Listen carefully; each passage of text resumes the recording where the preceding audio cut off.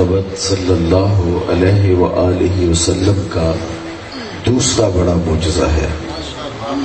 سب سے بڑا معجزہ جو حضور کو عطا ہوا وہ معجزہ قرآن ہے، اور دوسرا بڑا معجزہ جو حضور کو دیا گیا وہ معجزہ معراج ہے۔ معجزہ ایسے خرق عادت امر کو کہتے ہیں جو عقل انسانی کو عاجز کر دے اور اس کی نظیر لانا ممکن نہ ہو۔ اعلان نبوت کے بعد، ادعائے نبوت کے بعد نبی سے صادر ہو۔ اور یہ بات بھی ذہن میں رکھیں کہ ہر دور کے نبی کو جو معجزہ دیا گیا وہ اس دور کی مطابقت میں دیا گیا۔ یہ عادت باری تعالیٰ شروع سے یوں جاری رہی۔ مثال کے طور پہ جب حضرت داؤد علیہ السلام کا زمانہ تھا تو یہ لوہے کی صنعت کا دور تھا۔ لوہے کو گرم کیا جاتا، پھر نرم کیا جاتا، پھر اس کی ظروف، زرہیں یا اور کچھ بنایا جاتا۔ تو جب لوہے کی صنعت عروج پر تھی تو اللہ نے حضرت داؤد علیہ السلام کو یہ معجزہ دیا کہ وہ لوہے کو ہاتھ میں پکڑتے تھے، موم کی طرح نرم ہو جاتا تھا، پھر اس کو جو شکل دینا چاہتے وہ شکل دے دیتے۔ حضرت موسیٰ علیہ السلام کا زمانہ دیکھیے، یہ جادوگری کے فن کا زمانہ تھا۔ گھر گھر جادوگر پائے جاتے تھے، اور آپ جانتے ہیں کہ آپ کے معاوضے کے لیے فرعون نے جادوگر ہی بلائے تھے۔ تو جب جادو پورے باغپن پہ تھا تو اللہ نے حضرت موسیٰ علیہ السلام کو کرشماتی عصا دیا جو اس دور کے فخر کو توڑتا تھا۔ کبھی چھوٹا ہو جاتا، کبھی بڑا ہو جاتا، کبھی پتے جھاڑتے، کبھی بکریاں ہانکتے، کبھی ٹارچ بن جاتا، کبھی ٹیک لگا کے کھڑے ہو جاتے، اور ضرورت پڑتی تو اژدہا بن جاتا۔ منو ٹنو پھینکی ہوئی رسیاں جو سانپ محسوس ہو رہی تھی ان کو نگل لیتا، سمٹتا تو پھر عصا کا عصا، نہ قد بڑھتا، نہ وزن بڑھتا، نہ حجم بڑھتا۔ کیونکہ دور تھا جادوگری کا تو جو معجزہ دیا گیا وہ جادو کے فخر کو توڑنے والا تھا۔ مصر کے کوچہ و بازار میں جب حسن کے کرشمے دل لوٹ رہے تھے اور ایک سے بڑھ کر ایک حسین لوگوں پر حملہ آور ہو رہا تھا تو اللہ نے اپنے نبی حضرت یوسف علیہ السلام کو معجزہ حسن دے کے بھیجا، اور جب ان کے حسن کا چراغ جلا تو سارے دیے بجھ گئے، اور جنہیں ناز تھا وہ انگلیاں کاٹتے نظر آنے لگے۔ حضرت عیسیٰ کا زمانہ دیکھ لیجئے تو یہ طب یونانی کے عروج کا زمانہ تھا۔ حکیم بقراط، حکیم سقراط، حکیم افلاطون، حکیم جالینوس اور بڑے بڑے اطباء یونان نے اپنے فن کا لوہا منوایا تھا۔ ہر مرض کی تدبیر، تشخیص اور علاج معالجہ طب یونانی میں دریافت کر لیا گیا تھا۔ صرف 3 مرضوں کا علاج یونانی طب میں نہیں ہو سکا تھا۔ مادرزاد اندھے کی آنکھوں میں روشنی نہیں رکھ سکتے تھے، کوڑی کے جسم کو شفا نہیں دے سکتے تھے، تیسرا ان کے پاس موت کا علاج نہیں تھا۔ تو اللہ نے حضرت عیسیٰ کو طب کے دور میں بھیجا تو ان 3 مرضوں کا علاج دے کے بھیجا۔ وہ کوڑی کے جسم پہ ہاتھ پھیرتے شفا مل جاتی، نابینا کی آنکھوں پہ انگلیاں رکھتے روشنی اتر آتی، مردے کو ٹھوکر مارتے وہ اٹھ کے باتیں کرنے لگ جاتے۔ آپ تمام انبیاء کی تاریخ پڑھ لیں، اس دور کا ملاحظہ کر لیں، پھر نبی کو دیا گیا معجزہ دیکھ لیں، مطابقت کریں، آپ کو ایسے ملے گا۔ جس دور میں جس چیز کا عروج تھا اس دور کے نبی کو بھی اس کی مطابقت میں معجزہ دیا گیا۔ جب میرے اور آپ کے آقا و مولا تشریف لائے تو یہ زبان و بیان کا عروج تھا، شاعر، سخنور، بڑے بڑے ادیب پائے جا رہے تھے۔ تو جب سخنواری کا جادو سر چڑھ کے بول رہا تھا تو اللہ نے اپنے محبوب کو سب سے بڑا معجزہ قرآن عطا کیا، اور پھر انہیں چیلنج دیا کہ لاؤ اس کی مثل ایک سورت ہی لا کے دکھاؤ۔ الاتقان فی علوم القرآن میں امام سیوطی نے لکھا ہے اگر قرآن کا مقابلہ لایا جانا ممکن ہوتا تو بدر اور احد کی لڑائیاں نہ ہوتی۔ آسان سا کام تھا، قرآن کا موازنہ کر لیتے، مقابلہ کر لیتے، چیلنج قبول کر لیتے، 3 آیات پر مشتمل ایک سورت لے آتے، لیکن نہیں لا سکے۔ تیرے سامنے یوں ہیں دبے لچے فصحا عرب کے بڑے بڑے، کوئی جانے کہ منہ میں زبان نہیں بلکہ جسم میں جان۔ کسی کے اندر ہمت ہی نہیں کہ قرآن کی مثال. تو یہ جب طے ہو گیا کہ ہر دور میں نبی کو دیا گیا معجزہ اس دور کی مطابقت میں تھا، اس دور کے فخر کو توڑنے والا تھا، تو میرے حضور تشریف لائے تو زبان و بیان کا جادو سر چڑھ کے بول رہا تھا تو قرآن دیا گیا. لیکن یہ بات بھی یاد رہے حضور کا دور مختصر دور نہیں تھا کہ 50-100 سال پہ مشتمل ہوتا، قیامت تک دور میرے حضور کا ہی ہے. اس لیے صرف ایک زبان و بیان کی عروج نہیں پانا تھا، مختلف ادوار میں مختلف چیزوں کا عروج ہونا تھا. اس لیے اللہ نے اپنے نبی کو معجزات بھی کہی دیے. 1200 معجزات تو اسناد کے ساتھ محدثین نے لکھے ہیں، اس کے علاوہ بھی معجزات ہیں. پھر ہر دور کے فخر کو دیکھ لیجئے اور حضور کے معجزات کی فہرست دیکھ لیجئے. ہر دور کے فخر کو حضور کا کوئی نہ کوئی معجزہ توڑتا دکھائی دے گا. لیکن دو دور حضور کے انتہائی اہم ہیں. جب تشریف لائے دوسرا قرب قیامت کا زمانہ، جب تشریف لائے تو زبان و بیان کا عروج تھا، قرآن دیا گیا. قرب قیامت میں سائنسی ارتقاء کی کہانیاں چھڑنی تھی. اپالو 11 کے ذریعے لوگوں نے چاند پہ جانے کی بات کرنی تھی، مریخ پہ سفر کی تیاریاں ہونی تھی. دوسرا بڑا معجزہ معراج دیا کہ سائنسدان الٹی چھلانگیں بھی لگاتے پھرے، وہاں ان کا تخیل بھی نہیں پہنچ سکتا جہاں محمد عربی کے قدم پہنچے. کوئی حد ہے ان کے عروج کی، بلغ العلاب کمال. جن رفعتوں تک وہ پہنچے وہاں کسی کا تصور بھی نہیں پہنچ سکتا. اور میرے امام بولے خرد سے کہہ دو کہ سر جھکا لے، خرد سے کہہ دو کہ سر جھکا لے، گماں سے گزرے گزرنے والے، یا خود پڑے ہیں جہت کو لالے، کوئی کیا بتائے کدھر گئے تھے. سراغ عین و متا کہاں تھا، نشان کیف و الا کہاں تھا، نہ کوئی ساتھی نہ کوئی راہی، نہ سنگ منزل نہ مرحلے تھے. کمان امکان کے جھوٹے نکتوں اول آخر کے پھیر میں ہو، محیط کی چال سے پوچھو کدھر سے آئے کدھر گئے تھے. کوئی حد ہے ان کے عروج کی، بلغ العلاب کمال. ہر دور کے فخر کو معجزہ توڑتا ہوا دکھائی دیتا ہے.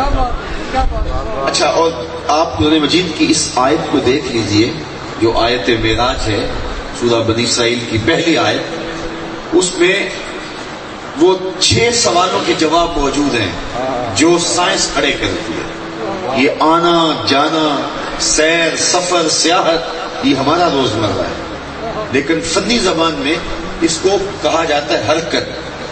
سائنس کہتی ہے حرکت ہوئی، ہم کہتے ہیں ہم گئے، ہم آئے، ہم نے سفر کیا، ہم اٹھے، ہم بیٹھے. لیکن سائنس کہتی ہے حرکت ہوئی، اور اس پر وہ سوال اٹھاتی ہے کہ حرکت خود بخود نہیں ہوتی، کسی نے دی تو حرکت ہوئی. محرک کون ہے؟ دوسرا سوال ہے متحرک کون ہے؟ حرکت کس کو ہوئی؟ زمانے حرکت کیا ہے؟ کب ہوئی؟ مبدأ حرکت کیا ہے؟ کہاں سے ہوئی؟ منتہا حرکت کیا ہے؟ کہاں تک ہوئی؟ اور پھر چھٹا سوال ہے وجہ حرکت، حرکت ہوئی کیوں؟ تو یہ 6 سوال کھڑے کرتی ہے سائنس. اور آپ دیکھیے اس ایک آیت میں 6 سوالوں کے جواب موجود. محرک کون ہے؟ سبحان الذی اسری. متحرک کون ہے؟ بعبدہ. زمان حرکت کیا ہے؟ لیلاً. مبدأ حرکت کیا ہے؟ من المسجد الحرام. منتہا حرکت کیا ہے؟ الی المسجد الاقصی. اور زمانے اور وجہ حرکت کیا ہے؟ لنریہ من آیات. اور پھر ہمارے فلسفے کی کتابوں میں عالی مرتبۃ علماء موجود ہیں، حرکت کی تقسیم کی گئی ہے. حرکت بالذات ہوتی ہے، حرکت بالعرض ہوتی ہے. میں وہاں سے چل کے یہاں تک پہنچا ہوں تو میں اپنی ذاتی رفتار سے نہیں آیا، میں گاڑی پہ آیا ہوں تو 7-8 گھنٹے میں یہاں پہنچا. لیکن اگر میں ذاتی رفتار سے آتا تو ابھی میں مرید کے کاموں کی بھی کراس نہ کیا ہوتا، یہ لاہور تک بڑی مشکل سے تیزی سے چلا ہوتا تو پہنچا ہوتا. لیکن میں خود حرکت میں نہیں تھا، گاڑی حرکت میں تھی تو میں اس کے اوپر بیٹھا تھا، تو میری حرکت بالعرض تھی اور گاڑی کی حرکت بالذات تھی. تو وہ میرے سے زیادہ سریع رفتار تھی اور اس نے مجھے اتنے وقت میں، اتنے لمحات میں آپ تک پہنچا دیا. اب حضور علیہ الصلوۃ والسلام معراج پہ گئے تو یہ حضور کی حرکت بالذات تھی یا بالعرض تھی؟ علماء نے کہا کہ اس کے 5 مراحل حرکت بالعرض کے ہیں اور 1 مرحلہ حرکت بالذات کا ہے. اور میری حرکت ذاتیہ بطی ہے اور حرکت عرضیہ جو ہے وہ سری ہے، لیکن رسول کریم صلی اللہ علیہ وسلم کی جو ذاتی حرکت ہے وہ سری ہے، اور جو عرضی حرکات ہیں 5 حرکات وہ جو ہیں وہ بطی ہیں۔ لیکن ان بطی حرکات کا عالم ذرا دیکھیے۔ پہلا مرحلہ حضور کا مسجد حرام سے لے کے مسجد اقصی تک یہ براق پہ حضور کا سفر تھا، اور وہ کتنا سریع و رفتار تھا، جہاں اس کی نظر جاتی تھی وہاں اس کا قدم جاتا تھا۔ میرے اور آپ کے 5.5 فٹ 6 فٹ کے وجود میں 2 آنکھیں نور ہیں، اور وہ بھی ساری نور نہیں ہے، اس میں 2 سیاہ دائرے ہیں، وہ بھی سارے نور نہیں ہیں، ان میں 2 مہین سے نقطے ہیں، ان میں روشنی ہے، اور کتنی روشنی ہے کہ میں نظر اٹھاؤں تو دوسرے آسمان کے تیسرے آسمان کے ستارے دیکھ لیتا ہوں۔ 5.5 فٹ 6 فٹ کے وجود میں 2 باریک سے نقطے ہیں، اور وہ نور اتنا ہے کہ آسمان کے ستارے دیکھنے ممکن ہیں۔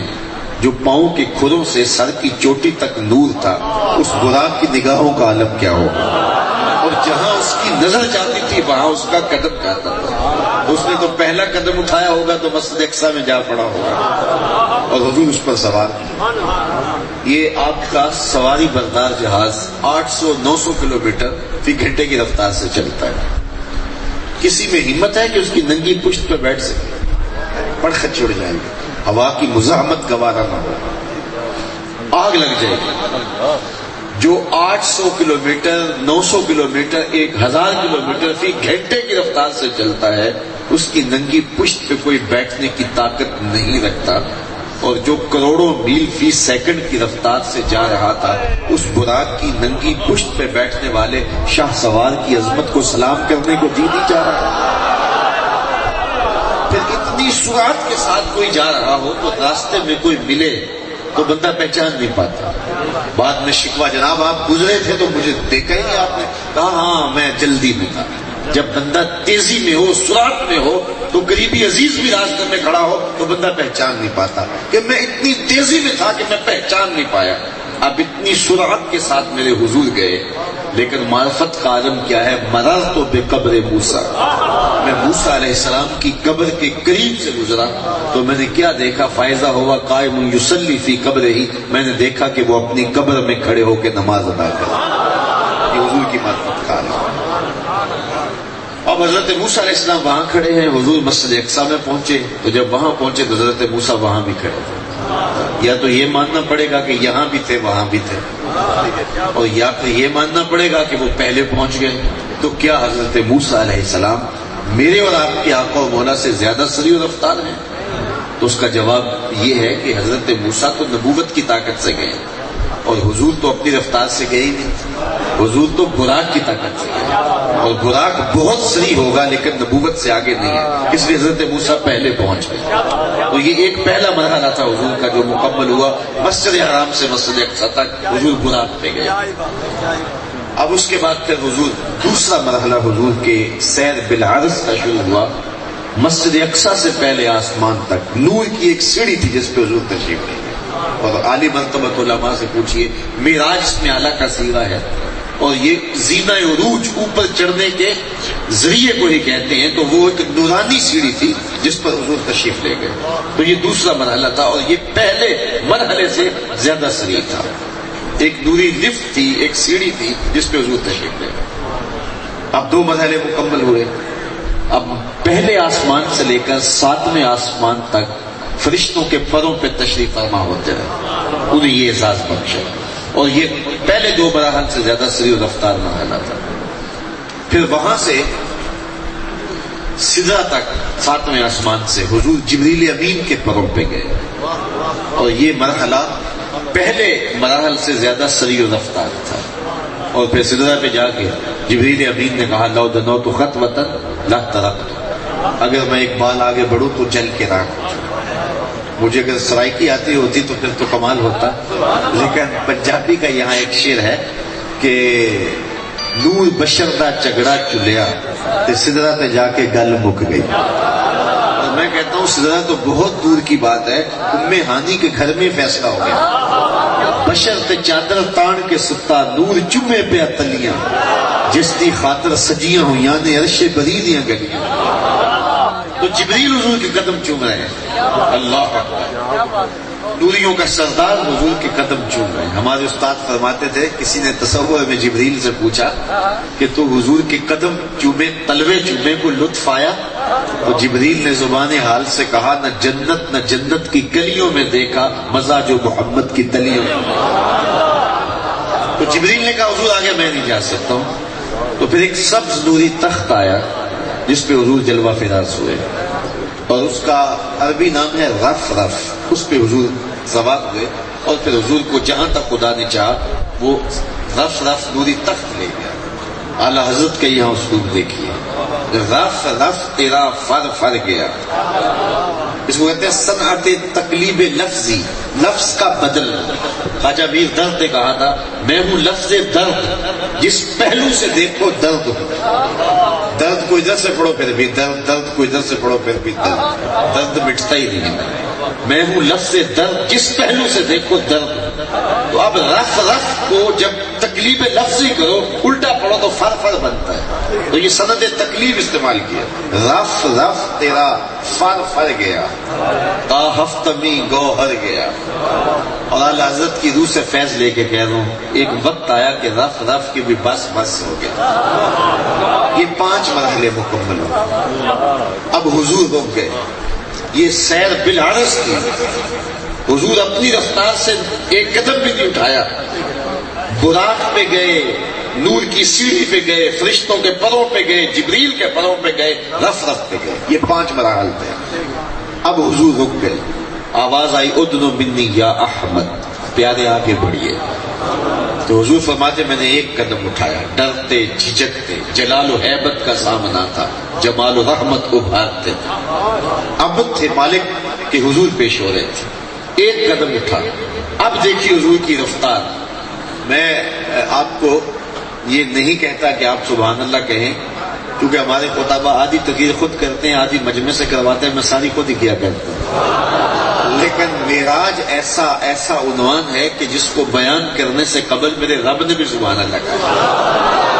تو میرا یہ تقاضا نہیں کہ آپ زور سے کہیں، چاہے آپ کے آنسو سبحان اللہ کہیں، چاہے آپ کے دل کی دھڑکنیں سبحان اللہ کہیں، چاہے آپ کے ہونٹ ہلے تو سبحان اللہ کہیں، اور چاہے آپ کی آنکھیں سبحان اللہ کہیں، بہرحال آپ کا رواں رواں اللہ کی تقدیس بولے۔ اور ذرا دیکھیے حضور کی رفتار کا عالم، دل سبحان اللہ اور روح رقص کرے گی کہ یہ میرے رسول کی پرواز کا عالم ہے۔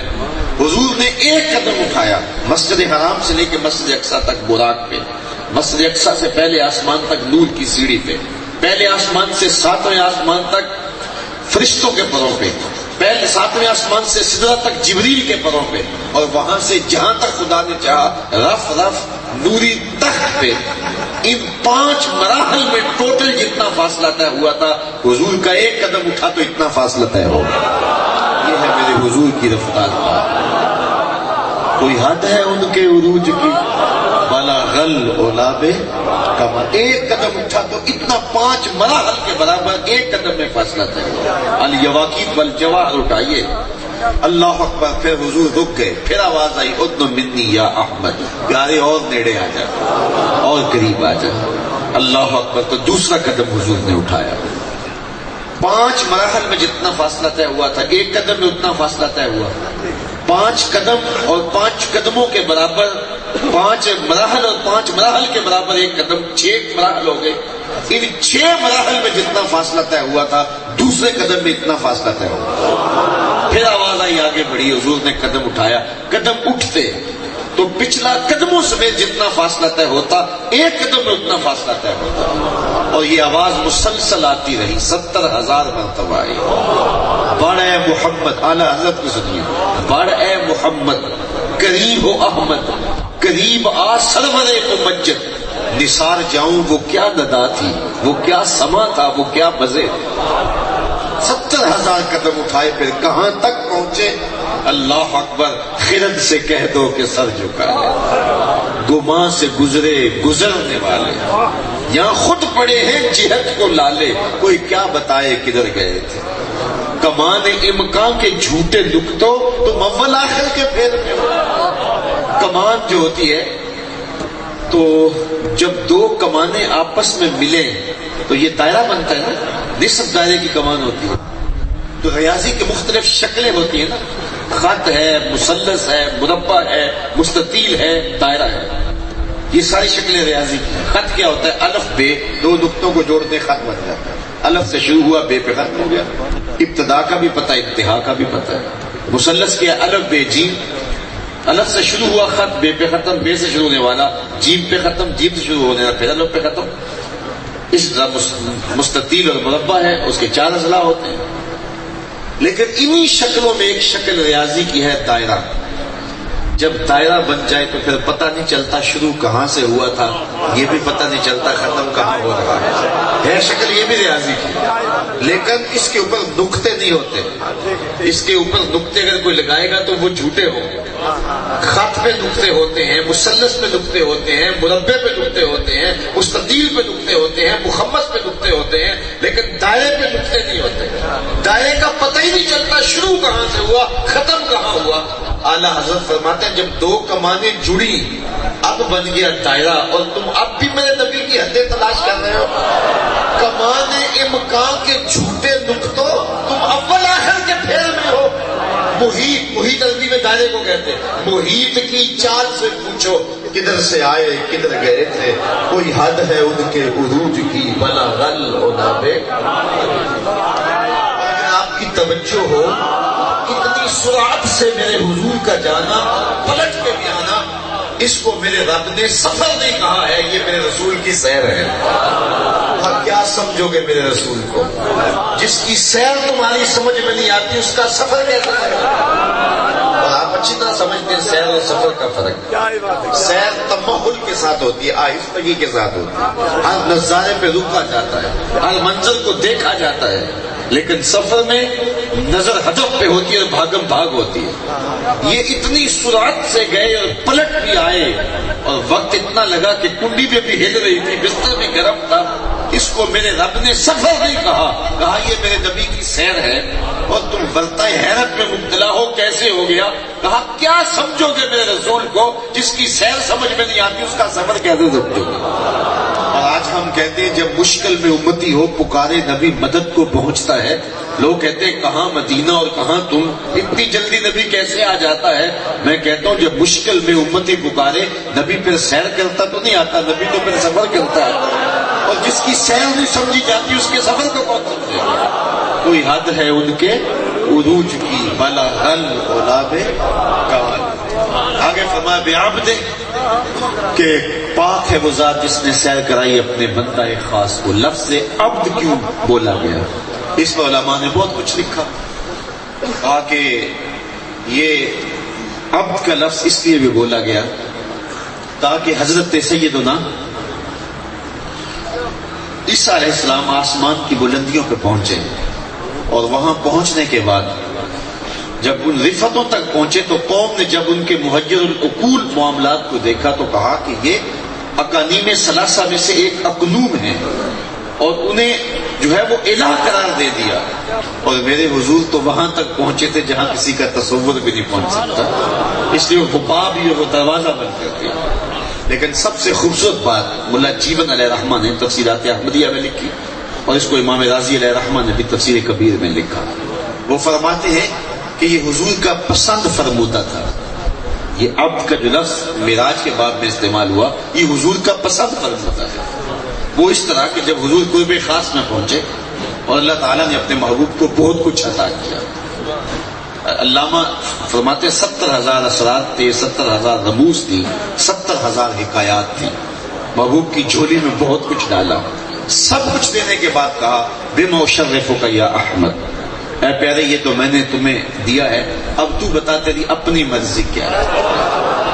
مہمان نوازی کے کچھ تقاضے ہوتے ہیں، آپ کا عزیز مہمان آ جائے تو آپ سب کچھ پیش کرنے کے بعد پھر بھی کہتے ہیں جناب آپ کی کوئی چاہت، آپ کی کوئی ڈیمانڈ، سب کچھ جھولی میں ڈال کر کہا بما اشرفک یا احمد، اے پیارے بتا تجھے کیا دیا جائے۔ اور کسی کو آپ اختیار دے دیں اور وہ اپنی طلب بتائیں تو وہ کھلے گا کہ وہ کہاں کھڑا ہے. کسی شخص کو دیکھنا ہو کہ وہ کھڑا کہاں ہے، اس کو اختیار دے دیجیے. آپ مجھے پوچھتے ہیں کہ جناب بتاؤ کیا چاہیے، تو میں کہوں کہ جناب مجھے پانی کا گلاس دے دیجیے تو آپ سمجھیں گے کہ پیاسا ہے. میں کہوں مجھے کھانا دیجیے گا، آپ سمجھیں گے کہ بھوکا ہے. میں کہوں کہ ذرا اٹھ کے میرے نام کے نعرے لگائیے گا تو آپ کہیں گے یہ تو ابھی شہرت کا بھوکا ہے. میں کہوں گا مجھ میرے اوپر نوٹ پھینکیے گا، میں کتنی اچھی تقریر کر رہا ہوں، تو آپ کہیں گے کہ ابھی اندر کی بھوک ہی نہیں مٹی. تو کسی شخص کا ضرف کھلتا ہے اس کے سوال سے. اور کچھ لوگ ایسے ہوتے ہیں ان کو اختیار دیا جائے، وہ بات کریں تو ضرف کھلتا ہے تو طبیعت واہ واہ پکار اٹھتی ہے. وہ کیا کسی نے کہا نا کہ میرے سوال کی عظمت تو دیکھ ہے ساقی، میرے سوال کی عظمت تو دیکھ ہے ساقی، جام نہ دے حسن طلب کی داد تو دے. تو اب ذرا دیکھیے کہ جب اختیار ملتا ہے، بیما اشرف ہوتا ہے یا احمد اے پیارے بتا تجھے کس چیز سے نوازا جائے، تو محبوب اللہ کی بارگاہ میں عرض گزار ہوتے ہیں کہ مالک بنسبتی الیک بالعبودیہ، ساری زندگی میں کہتا رہا کہ تو میرا رب ہے. یہ میں نے طائف کے بازاروں میں بھی کہا، مکے کی گلیوں میں بھی کہا، برستے پتھروں میں بھی کہا. میں نے ساری زندگی کہا تو میرا رب ہے. آج تو بھی تو کہہ دے کہ تو میرا بندہ ہے، مجھے عبد کہہ کے پکار. اللہ اکبر. تو ملا جیون علیہ رحمہ فرماتے ہیں کہ اللہ تعالیٰ نے پھر جب بھی واقعہ معراج کی حکایت کی تو لفظ عبد سے کی، سبحان الذی اسری بعبدہ. اور وہاں سورہ نجم میں بھی دیکھ لیجیے فاوحی الی عبدہ ما اوحی. تو عبدیت طلب کی. اور حضرت سیدنا غوث اعظم رضی اللہ تعالیٰ عنہ فرماتے ہیں کہ بندے کے لیے سب سے اونچا مقام، سب سے منتہی مرتبہ جس سے آگے کا تصور ولایت میں نہیں ہے، وہ مقام عبدیت.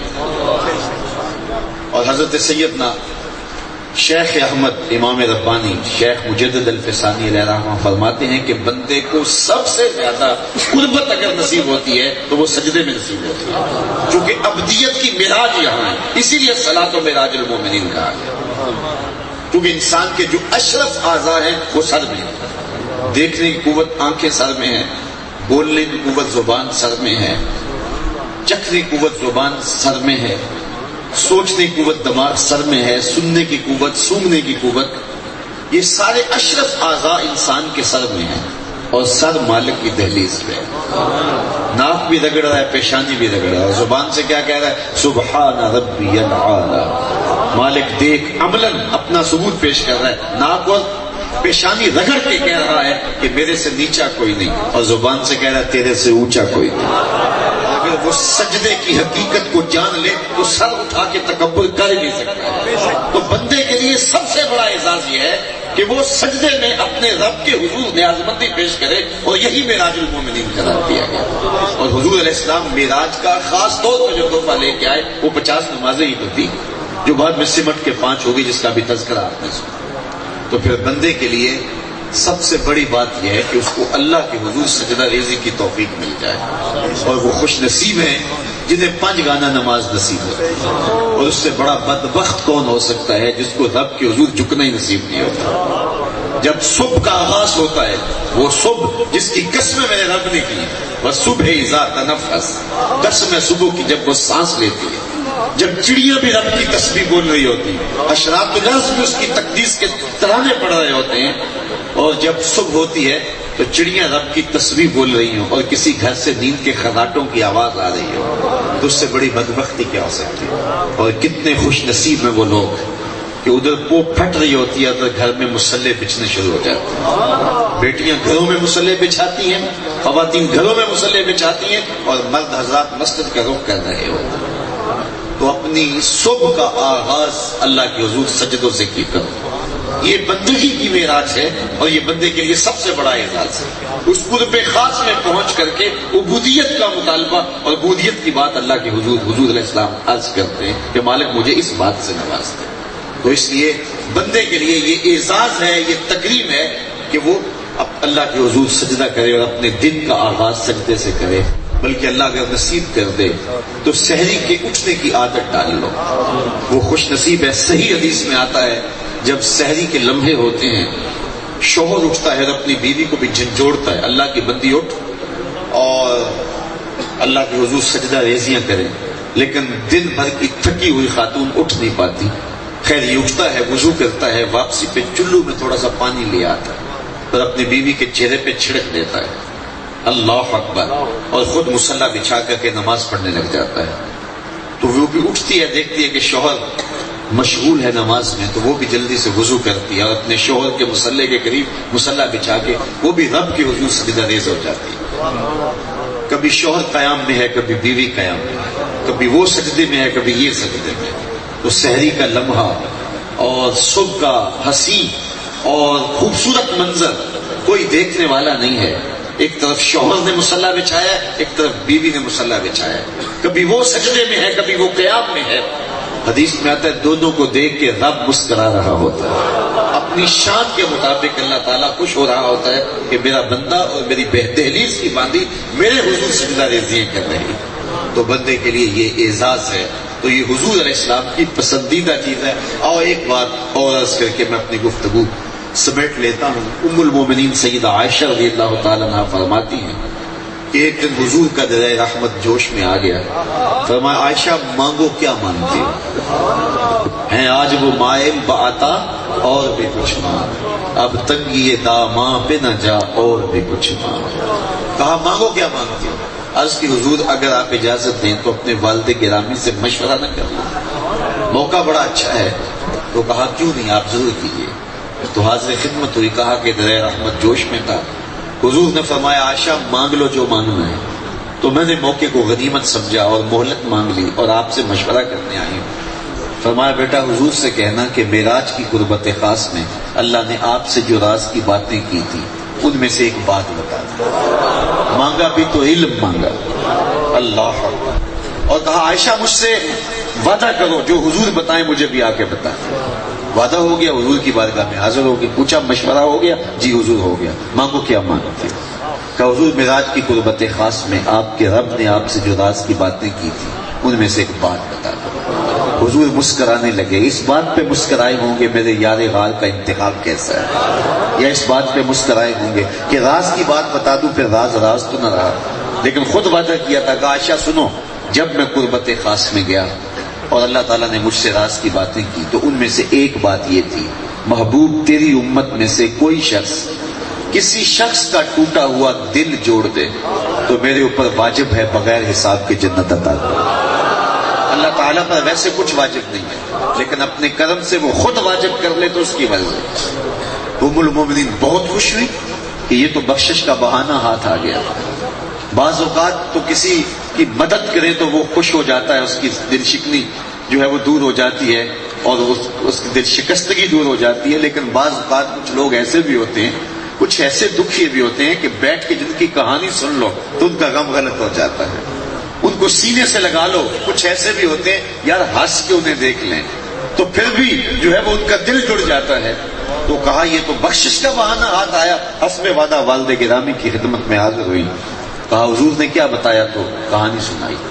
حضرت صدیق اکبر رو پڑے. تو ام المومنین عرض گزار ہوئی ابا جان یہ رونے والی بات تو نہیں ہے، یہ تو بخشش کا بہانہ ہاتھ آ گیا. کہا عائشہ اس کو معکوس پڑھو، تصویر کا دوسرا رخ دیکھو. تم نے یہ سنا کہ جو کسی کا ٹوٹا ہوا دل جوڑ دے بغیر حساب کے جنت میں جائے گا. اس تصویر کا دوسرا رخ یہ ہے جو کسی کا دل توڑ بیٹھے سیدھا جہنم میں جائے گا. میں اس لیے ڈرتا ہوں کہ ہم سے کسی کا دل نہ ٹوٹ جائے. تو مخلوق خدا کی دل شکستگی سے بچو. لوگوں کے لیے اذیت، ہمارے رویے لوگوں کے لیے اذیت کا سامان بن جائے.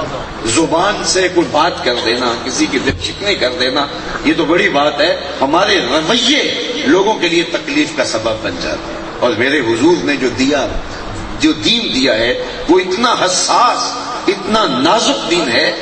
اس میں رویوں کو بھی قابو میں رکھنے کی تلقین کی گئی. اپنے گوشت کی خوشبو سے غریب ہمسائے کو تکلیف نہ دو، یا تو تھوڑا سا پانی زیادہ ڈال لو اور شوربے کی پیالی ہمسایوں کے گھر بھی بھیج دو. اور اگر ایسا نہیں کر سکتے تو تلقین فرمائی کہ پھر وہ ایسے زاویے میں گوشت پکانا جہاں سے ہمسائے کے گھر اس کی مہک نہ پہنچ پائے. چونکہ اگر بچوں نے ضد کر لی، غریب کے مزدور کے بچوں نے ضد کر لی اور وہ غریب اور مزدور ضد پوری نہ کر سکتا ہوا تو ان بلکتے ہوئے بچوں کے آنسو کون پوچھے گا؟ وہ کیا کسی نے کہا تھا دوپہر کو سلا دیتی ہے بچوں کو وہ اس ڈر سے گلی میں پھر کھلونے بیچنے والا نہ آ جائے۔ ہمیں تو بیوہ کے سامنے اپنی بیوی سے پیار کرنے سے روکا گیا ہے، ہمیں تو غریب کے سامنے اپنی دولت کی نمائش کرنے سے منع کیا گیا ہے، ہمیں تو یتیم کے سامنے اپنے بچوں سے پیار کرنے سے منع کیا گیا ہے۔ تو یہ ہمیں دیا گیا دین ہے، لیکن ہم لوگوں کے لیے اذیت کا سامان نہ بنے۔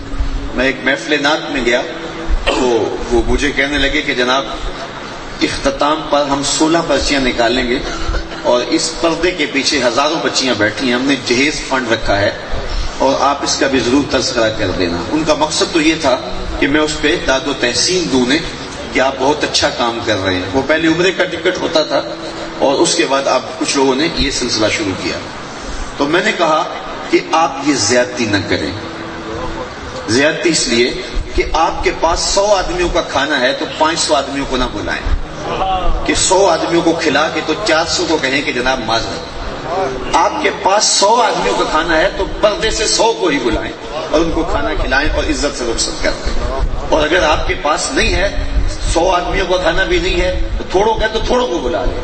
میں نے کہا ہر پرچی پہ ہزاروں بچیوں کا دل دھڑکے گا کہ حضور کے میلاد کی مجلس میں ہماری قسمت جاگ پڑے گی، اور 16ویں پرچی پر جب مایوسی پھیلے گی 16 بچیاں تو خوش ہو جائیں گی، باقی ہزاروں بچیاں حضور کے میلاد سے گھروں کو روتے ہوئے جائیں گی کہ ہماری قسمت حضور کے میلاد میں نہیں کھلی۔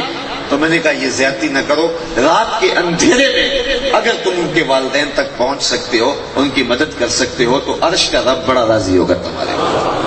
تو ہم اپنے رویے سے، خورشید گیلانی مرحوم نے ایک جملہ لکھا تھا، اس نے کہا تھا امیر آدمی نمائش نہ چھوڑیں، آسائش نہ چھوڑے، نمائش چھوڑ دیں تو غریبوں کی جان سو کر سکتے ہیں۔